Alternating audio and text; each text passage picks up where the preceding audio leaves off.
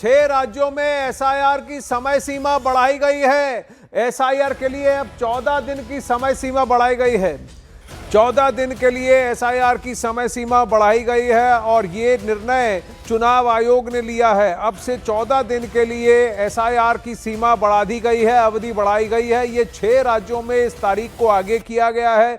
कुछ राज्यों में चुनाव आयोग को काफ़ी दिक्कतों का सामना करना पड़ा था और कुछ राज्य ऐसे हैं कि उनका स्प्रेड और वोटरों की लिस्ट इतनी लंबी है कि इस कार्य को पूरा करने के लिए बीएलओज ने और समय मांगा है। कई राजनीतिक पार्टियां थीं जो कह रही थीं कि एसआईआर की इस प्रक्रिया को पूरा करने के लिए और समय देना आवश्यक है और चुनाव आयोग से कहीं ना कहीं ये गुहार भी लगाई गई कई राज्यों में कि इस अवधि को बढ़ा दिया जाए और तारीख को आगे किया जाए। चुनाव आयोग ने कहा कि जिस तरह से ग्राउंड पर काम चलेगा उसी हिसाब से फिर इस अवधि को आगे बढ़ाया जाएगा। 12 राज्यों में एसआईआर की प्रक्रिया को आगे बढ़ाना था बिहार के बाद।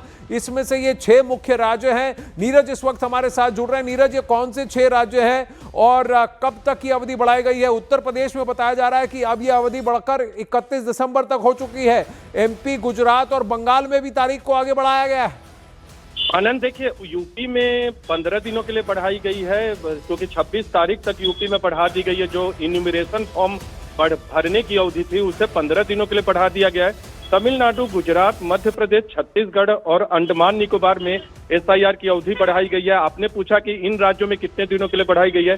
तमिलनाडु और गुजरात में मात्र 3 दिनों के लिए गणना फॉर्म भरने की अवधि बढ़ाई गई है। मध्य प्रदेश, छत्तीसगढ़, अंडमान में 7 दिनों के लिए अवधि बढ़ाई गई। देखिए, उत्तर प्रदेश की अगर बात करें आनंद, उत्तर प्रदेश में बढ़ाने की मुख्य वजह यह है कि चुनाव आयोग चाहता है कि बार बार रीचेक किया जाए क्योंकि वहां के मुख्य चुनाव अधिकारी चाहते थे कि बहुत ज्यादा नोएडा या दूसरे शहरी क्षेत्र है वहां आवाजाही बहुत होती है, तो रीचेक किया जाए कि कहीं कोई गड़बड़ी ना हो, किसी जेन्युइन आदमी का नाम न छूटे, किसी जेन्युइन आदमी का नाम न कटे। और दूसरे राज्यों में भी कमोबेश यही स्थिति है और दूसरे तकनीकी वजहों से ये 3 से लेकर 7 दिन। देखिए, आपने एमपी, गुजरात, तमिलनाडु और अंडमान की बात की, आपने उत्तर प्रदेश की बात की कि 26 दिसंबर तक अवधि बढ़ाई गई है, यानी कि 15 दिन बढ़ाई गई है। बंगाल में क्या हो रहा है?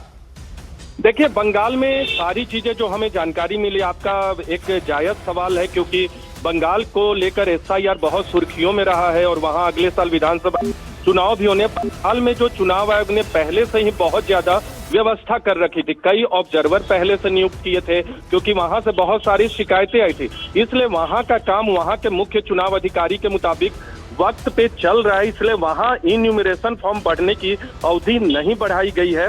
लेकिन एक वहां कल ही एक बड़ा फैसला किया था आनंद, आपको बता दें, हाई राइज बिल्डिंग्स हैं जहां स्लम्स हैं और कुछ इलाके हैं, वहां के लिए जो रैशनलाइजेशन ऑफ पोलिंग बूथ करना था उसके लिए चुनाव आयोग ने, कह सकते हैं, राज्य के जिला निर्वाचन अधिकारियों पे बहुत फटकार की तरह एक पत्र लिखा वहां के मुख्य चुनाव अधिकारी को कि आप जो है ये जो काम है रैशनलाइजेशन का उसको वक्त पे कीजिए और ड्राफ्ट मतदाता सूची पब्लिश होने के बाद इसी महीने के अंत तक उसकी सूची मांगी है चुनाव आयोग ने। तो कहीं ना कहीं जिला तो बंगाल में कई सारी बातें हैं जो फटकार लगी है। ब्रेक का वक्त है लेकिन एक जल्दी से पूछना चाहता हूं, उत्तर प्रदेश में बताया जा रहा है करीब 2 करोड़ फॉर्म वापस हुए हैं, तो क्या इस पर भी कार्रवाई हो रही?